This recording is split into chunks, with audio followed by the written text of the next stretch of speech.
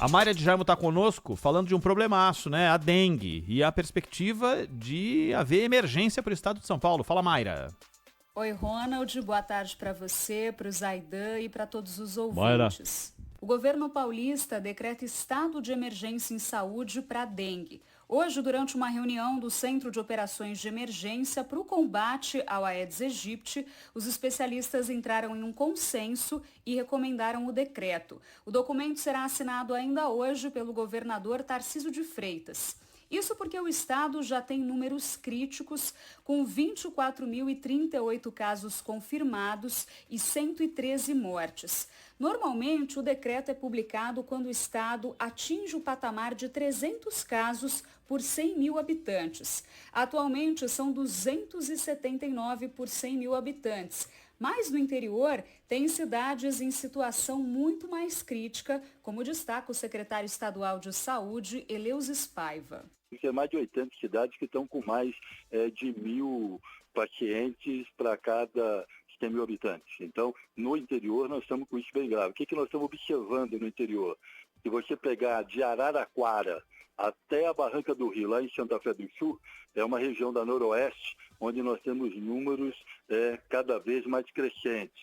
Região de Presidente Prudente, região de Marília, de Araçatuba até Bauru, aonde a gente tem temperaturas elevadas e chuva, e acaba sendo aí um alicerce fundamental aí para os criadouros. Até agora, 59 cidades também decretaram situação de emergência.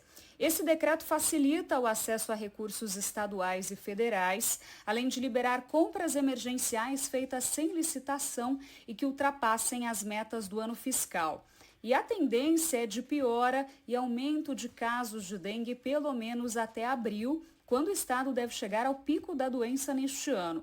Segundo a diretora do Centro de Vigilância Epidemiológica do estado, Tatiana Lang, é isso que demonstram as projeções. Nós estamos utilizando, são 2 modelos estatísticos, que é o Nowcast, que corrige o atraso das notificações, e também o modelo estatístico se chama MEEM. E com isso a gente consegue monitorar essa curva e ver a tendência. Nós utilizamos uma série histórica dos últimos 10 anos do comportamento da dengue no nosso estado. O ano passado nós tínhamos uma curva com esse pico, como eu disse, para maio, e essa curva, nitidamente a gente consegue ver a antecipação dela para chegar no seu pico. O governo anunciou hoje também novas medidas de combate à doença, como compra de mais medicamentos, nebulizadores e insumos. Segundo os membros do comitê, neste momento a principal ação é combater os focos do mosquito que transmite a doença e preparar a rede de atendimento para tratar os casos, principalmente porque ainda há poucas vacinas. Enquanto isso, o imunizante do Instituto Butantan está em análise pela Anvisa. O órgão, no início da semana passada, solicitou dados complementares que, segundo o Instituto, serão enviados até o início de março. A previsão do Butantan, caso a vacina seja aprovada, é ter um total de 100 milhões de doses prontas em 2027. Volto com vocês. Um baita tempo, né? Até 2027. E a questão da dengue é muito mais premente, não à toa essa perspectiva aí de estado de situação de emergência em São Paulo, porque combater o mosquito é ótimo, tem que fazer o tempo todo, sem parar, é um trabalho constante do poder público para fazer isso acontecer. Depende muito das pessoas também, dentro das próprias casas, depende de usar repelente à beça. Só, Zaidan, que é o seguinte, já são muitos casos, chegando quase no limite ali do número de infecções por 100 mil habitantes, e aí o grande temor é como fica o sistema de saúde, privado e público, para atender uma demanda de pessoas que vão passar mal. A última fase da dengue aí foi terrível, eu particularmente sofri a beça com esse negócio, e isso não pode ser multiplicado para o ano de 2025, senão não sei o que vai acontecer no sistema de saúde. É fato, Ronald, inclusive como disse a pesquisadora, a indicação de que haverá uma antecipação do pico, né, dos casos de dengue. E claro, as recomendações estão todas aí, há anos elas são repetidas, as pessoas conhecem, mas é preciso enfatizar também que o autodiagnóstico não é a melhor maneira de lidar com sintomas, né? Porque hoje as pessoas ficam meio perdidas. A pessoa não sabe se é dengue, se é gripe, se é Covid.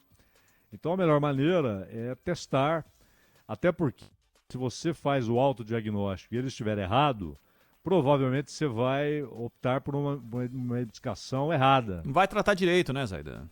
E no caso da dengue pode até ser perigoso, Porra! né? Você usar medicamentos que não são indicados, né? Então o negócio é procurar posto de saúde e, claro, principalmente a rede pública, precisa de investimento para se preparar para essa demanda, que não só este ano, mas nos anos que virão, né? Porque enquanto não houver uma vacinação em massa e aí sim uma imunização em massa, o problema vai ser cada vez maior e provocando esse número incrível de mortes, né? Trágico de mortes por causa da dengue. A dengue mata mais que a Covid, é bom deixar claro que esse foi o resultado do ano de 2024. Então você tem que se cuidar aí, se puder, como o Zaidan falou, todo o processo todo mundo sabe o que é. É o repelente, é água parada, é cobrar a prefeitura para passar aquele produto na região aí para tirar foco de mosquito, tudo isso. Né?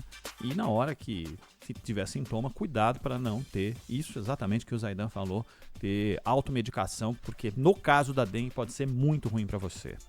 Zaidan,